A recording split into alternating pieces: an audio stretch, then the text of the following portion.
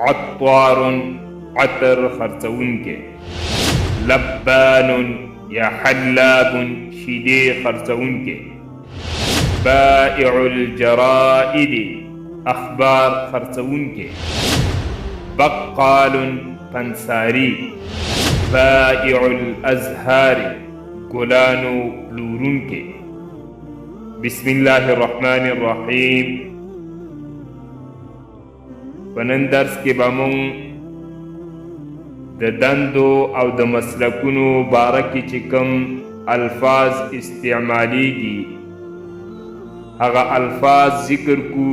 په تیر درس کې هم مونږه تقریبا د دندو او مسلکونو باره کې 50 نمونه او 50 الفاظ ذکر کړي وو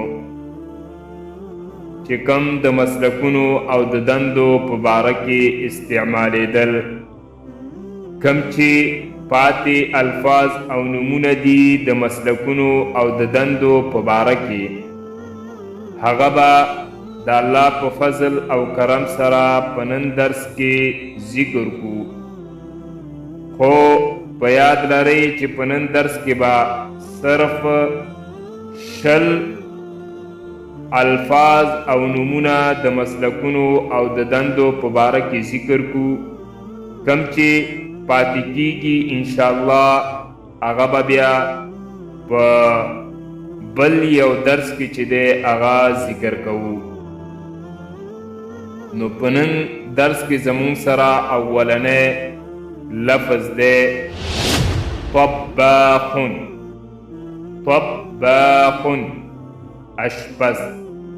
طباخ دا اشپز ته ویلی کیږي کم شخص چې هغه پخلی کوي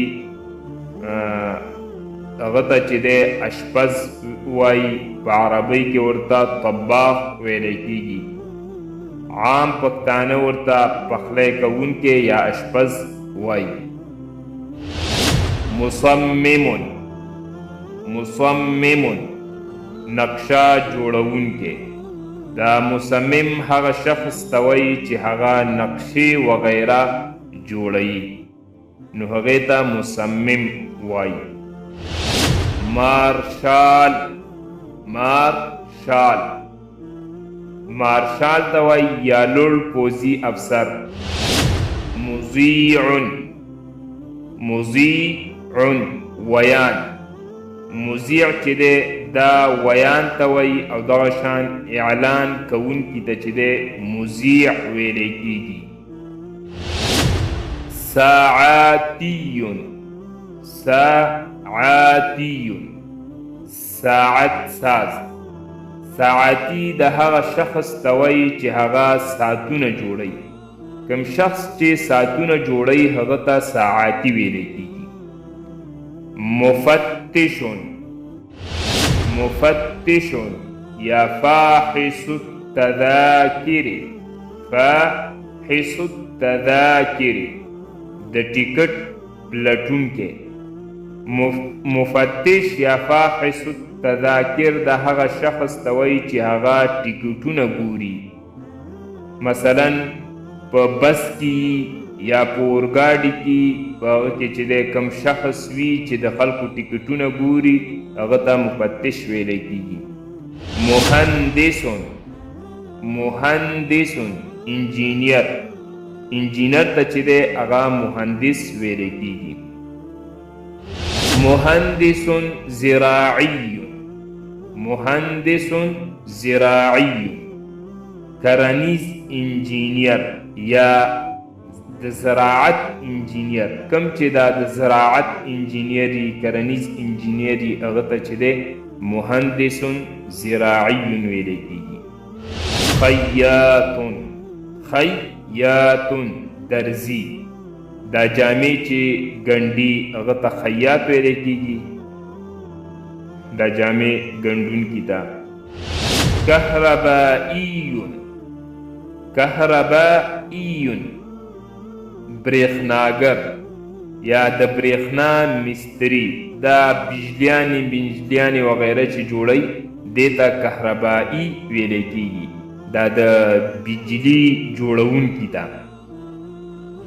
لحامون لحامون ویلډر یا د اوسپنې جوشکار، دا کم اوسپنې چې سره خپل منځ کې جوش کوي ویلډ کوي هغې ته لحام ویلی کېږي.